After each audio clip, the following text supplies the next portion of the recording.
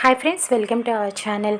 మధుతో జరిగిందంతా కూడా మహాలక్ష్మి చెప్తుంది. ఏంటి మధు ఆలోచిస్తున్నావు? ఈ పందెం నీకు ఇష్టం లేదా అని అడుగుతూ ఉంటుంది.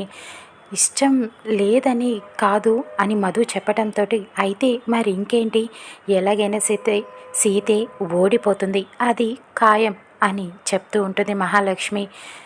సీత ఓడిపోతుంది అది తెలుసు, ఎందుకంటే సీతకు భరతనాట్యం రాదు అని మధు చెప్తూ ఉంటుంది. మరి ఇంకేంటి ఆలోచిస్తున్నావు అని అడుగుతూ ఉండగా మహాలక్ష్మి మధు అంటుంది, సీత ఓడిపోవడం రామ్ గారికి ఇష్టం ఉండదు కదా అని అడుగుతూ ఉంటుంది. ఇష్టం ఉండదు, గ్యారంటీగా రామ్ సీతకి సపోర్ట్ చేస్తాడు, కానీ సీతని గెలిపించలేడు కదా. రామ్కి భరతనాట్యం రాదు కాబట్టి ఎలాగైనా సరే ఈ పందెంలో ప్రీతి ఉషలే గెలుస్తారు. సీతకు డ్యాన్స్ రాదు కాబట్టి ఎలాగైనా ఓడిపోతుంది, ఇంట్లో నుంచి వెళ్ళిపోతుంది. అందుకనే రామ్కి ఈ పోటీ గురించి చెప్పను అని సీత మాట ఇచ్చింది అని చెప్తూ ఉంటుంది. సరే, కానీ రామ్ గారు సీతకి సపోర్ట్ చేస్తారు అని చెప్తూ ఉంటుంది మధు. ఎంత సపోర్ట్ చేసినా ఏం ఉపయోగం ఉండదు. ప్రీతి ఉషలు కూడా చెప్తూ ఉంటారు, వదిన ఇంక నువ్వు హ్యాపీగా ఉండొచ్చు, ఈ ఇంట్లో నిన్ను వెళ్ళిపోమన్న సీతే ఈ పోటీలో ఓడిపోయి తనే ఇంట్లో నుంచి వెళ్ళిపోతుంది, అప్పుడు ఈ ఇల్లంతా నీదే, మనం హ్యాపీగా ఉండొచ్చు అని చెప్తూ ఉంటారు మహాలక్ష్మి, ప్రీతి, ఉష ముగ్గురు కూడా. సరే అయితే నేను కూడా సీత ఓడిపోవటానికి మీకు హెల్ప్ చేస్తాను అని మధు మాట ఇస్తుంది. ఇక అప్పుడు మహాలక్ష్మి అంటుంది, నాకు తెలుసు మధు, నువ్వు హెల్ప్ చేస్తావని. ఇప్పుడు నాకు నువ్వు బాగా నచ్చావు. సరే అయితే నువ్వు రెస్ట్ తీసుకో, మేము వెళ్తాం, నాకు కొంచెం బయట పని ఉంది అని ప్రీతి ఉషల్ని కూడా తీసుకొని గదిలో నుంచి వెళ్ళిపోతుంది. మధు ఆలోచిస్తూ ఉంటుంది. అక్కడ మహాలక్ష్మి కారులో వాళ్ళ ఫ్రెండ్ని కలవటానికి ఫంక్షన్కి వెళ్తూ ఉంటుంది. సీత చేసిన పనులన్నీ తలుచుకొని చాలా ఇరిటేట్ అవుతూ ఉంటుంది. నన్ను చెంపదెబ్బ కొట్టి అవమానించావు, నాకు ఇష్టం లేకుండా నా ఇంటి కోడలి స్థానంలో పెళ్లి చేసుకొని వచ్చావు, నన్ను ప్రతిరోజు విసిగిస్తూనే చిరాకు పెడుతూనే ఉన్నావు. ఫైనల్లీ నువ్వు నా ట్రాప్లో పడేలా చేశాను.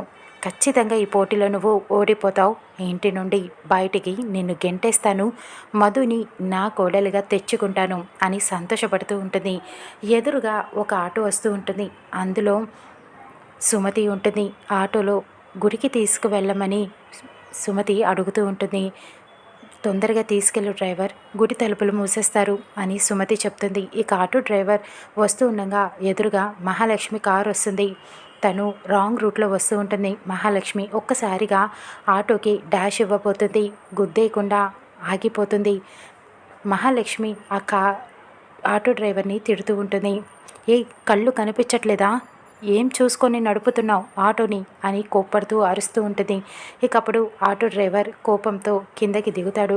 ఏంటి మేడం మీరు అరుస్తున్నారు, రాంగ్ రూట్లో వస్తుంది మీరు అని చెప్పి ఎదురు మాట్లాడుతూ ఉంటాడు. ఇకప్పుడు మహాలక్ష్మి కోపం వచ్చి కార్ కిందకి దిగి మాట్లాడుతూ ఉంటుంది. ఆఫ్టర్ ఆల్ ఆటో డ్రైవర్వి నువ్వు నాకు ఎదురు మాట్లాడుతున్నావా, నీ స్థాయి ఏంటి, నువ్వేంటి అని అడుగుతూ ఉంటుంది. రాంగ్ రూట్లో వస్తుంది మీరు కదా మేడం, ఎవరైనా సరే ఇలాగే మాట్లాడతాను అని ఆటో డ్రైవర్ చెప్తూ ఉంటాడు. ఆఫ్టర్ ఆల్ ఆటో డ్రైవర్వి నన్నే తప్పు పడుతున్నావా అని చెప్పి మహాలక్ష్మి అడుగుతూ ఉంటుంది. అదేంటి మేడం అలా మాట్లాడతారు, ఎవరైనా నాకు ఒకటే, మీరు నోరు జారుతున్నారు, ఎక్కువ మాట్లాడుతున్నారు అని ఆటో డ్రైవర్ గొడవ పెడుతూ ఉంటాడు. ఇకప్పుడు మహాలక్ష్మి ఏం చేస్తావు, మహా అయితే తిరిగి అనగలవు, నేను కొడితే నీకు అడిగే దిక్కు కూడా లేదు అని చెయ్యెత్తుతుంది ఆటో డ్రైవర్ని కొట్టడానికి. ఇక సుమతి ఆటోలో నుంచి దిగి మహాలక్ష్మి చెయ్యి పట్టుకుంటుంది, కొట్టకుండా ఆపుతుంది. ఇక సుమతి వైపు కోపంగా చూస్తూ ఉంటుంది మహాలక్ష్మి. ఎవరివే నువ్వెవరు, నా చెయ్యి పట్టుకునే అంత ధైర్యం ఉందా నీకు అని చెప్పి మహాలక్ష్మి అడుగుతూ ఉంటుంది. నేను సాటి మనిషిని, నువ్వు రాంగ్ రూట్లో వచ్చి ఎదురు ఆటో డ్రైవర్ని తిడుతున్నావేంటి, ఎత్తిన చెయ్యి దించకపోతే చెయ్యి విరిచేయాల్సి వస్తుంది అని సుమతి అనటంతో మహాలక్ష్మి షాక్ అయిపోతుంది. అప్పుడు మహాలక్ష్మి అంటుంది, ఆఫ్టర్ ఆల్ ఆటోలో వెళ్తున్నావు నువ్వు, నా చెయ్యి పట్టుకుంటావా, ఎంత ధైర్యం నీకు అని ప్రశ్నిస్తూ ఉంటుంది. ఆటోలో వెళ్తే మనుషులు కారా ఏంటి? ముందు సాటి మనుషుల్ని గౌరవించి మాట్లాడటం నేర్చుకో, అది సంస్కారం అని సుమతి చెప్తూ ఉంటుంది. అయినా అది ఇది అని మాట్లాడుతున్నావేంటి? నువ్వేమైనా కారుతో పాటు ఆకాశంలో నుంచి ఊడిపడ్డావా ఏంటి? అయినా స్థాయి అని మాట్లాడుతున్నావేంటి అని సుమతి ఎదురు మాట్లాడుతూ ఉంటుంది. అయినా స్థాయి అని మాట్లాడుతున్నావేంటి నువ్వు?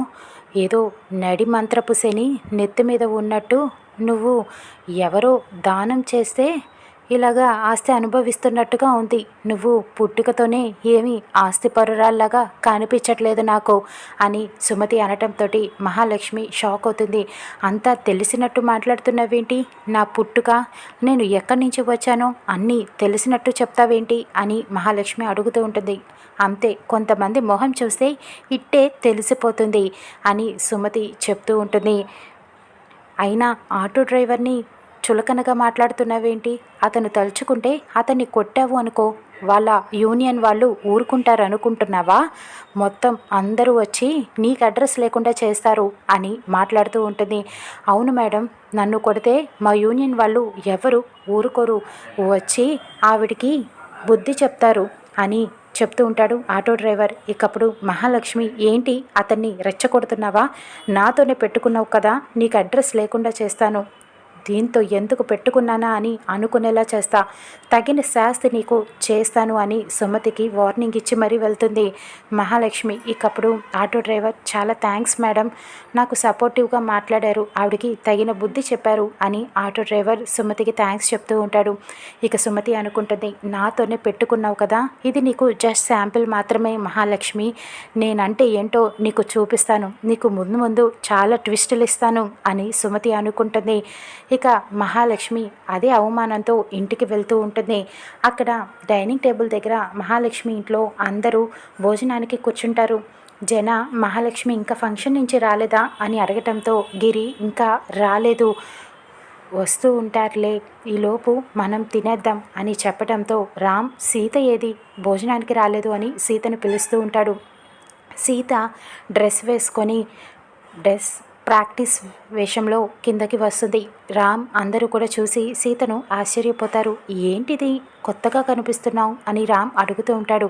ఇక నుంచి వారం రోజుల పాటు నీకు ఇలాగే కనిపిస్తాను మామ, డ్యాన్స్ ప్రాక్టీస్ చేస్తున్నా అని చెప్పడంతో డ్యాన్స్ ప్రాక్టీసా అని రామ్ అడుగుతూ ఉంటాడు. అవును, డ్యాన్స్ పోటీ పెట్టుకున్నాం, ఉషని ప్రీతిని నేను ఓడిస్తాను, అలా డ్యాన్స్ చేస్తాను అని పోటీ పెట్టుకున్నాం మేము అని చెప్పడంతో నీకు డ్యాన్స్ రాదు కదా, కానీ నా ఫుల్ సపోర్ట్ నీకే సీత అని చెప్తూ ఉంటాడు రామ్. ఇక చలపతి అంటాడు, సీతకి డ్యాన్స్ రాదు కదా, ఎందుకు ఈ పోటీ, వద్దని చెప్పు అని చలపతి చెప్పడంతో అవును సీత, నీకు డ్యాన్స్ రాదు కదా, ఎందుకు ఈ పోటీ అని అడుగుతూ ఉంటాడు. అయినా సరదాకే కదా అని అడుగుతూ ఉంటాడు. సరదాకే మామ అని చెప్తూ ఉంటుంది. ఇకప్పుడు గిరి అంటాడు, ఏంటి కుప్పిగంతులు నేర్చుకున్నావా నువ్వు అని వెటకారంగా మాట్లాడుతూ ఉంటాడు.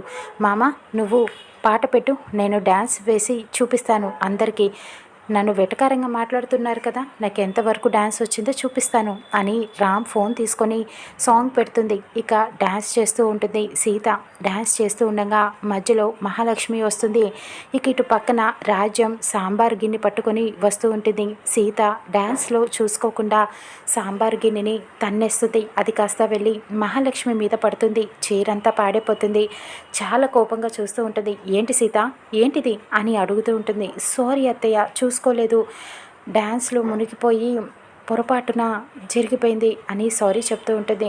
డ్యాన్స్కి వేళపాళ లేదా, గదిలో చూసుకోవాలి కానీ ఏంటిదంతా అని అడుగుతూ ఉంటుంది. ఇకప్పుడు రామ్ కూడా సపోర్ట్ చేసి మాట్లాడతాడు.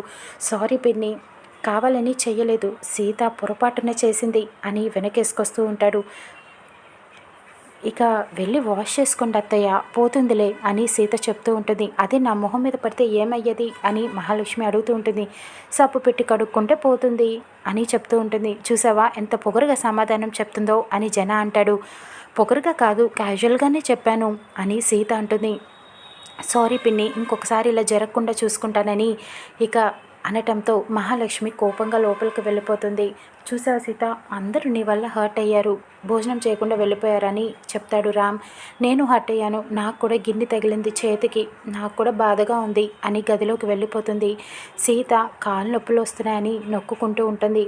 రామ్ కూడా వెళ్ళి నేను నొక్కుతాను నీకు కాళ్ళు అని చెప్తూ ఉంటాడు. లేదు మామ, భార్య కాళ్ళు భర్త పట్టుకోకూడదు అని చెప్పడంతో ఏమవుతుంది, ఏమీ అవ్వదు అని సీతకి కాళ్ళు నొక్కుతూ ఉంటాడు ప్రేమగా. సీత మురిసిపోతూ ఉంటుంది. మీ పిన్ని ఇలా చూసిందనుకో గొడవ చేసేస్తుంది అని అంటుంది సీత. ఏం పర్వాలేదు, అప్పుడప్పుడు మా డాడీ కూడా పిన్నికి ఇలాగే కాళ్ళు పడుతూ ఉంటాడు, సేవ చేస్తాడు అని చెప్పడంతో ఓహో కాపీ కొట్టవా అని సీత అంటుంది. వాళ్ళిద్దరూ చాలా ప్రేమగా ఉంటారు.